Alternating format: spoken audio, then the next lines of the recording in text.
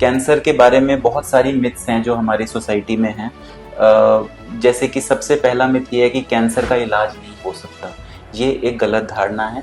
Cancer जैसे कि और बीमारियां होती हैं उसी की तरह स्टेज पे डिपेंड करता है।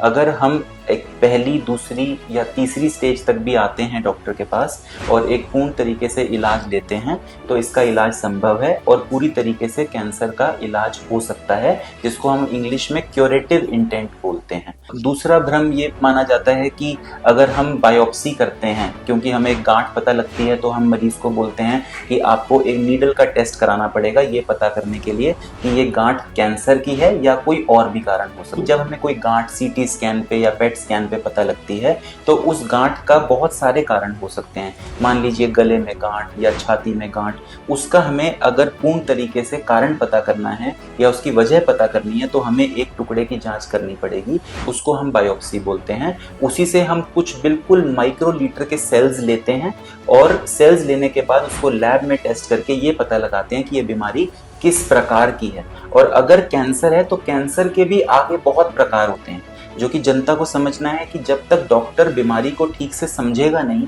तो वो आपका सिर्फ ऐसा इलाज करे जो अंधेरे में तीर मारने योग्य हुआ, तो वो कोई भी नहीं चाहेगा। क्योंकि ये एक संगीन बीमारी है, जैसा मैंने कहा कि पूर्ण रूप से ठीक होने वाली है अगर इसका पर्याप्त इलाज मिले।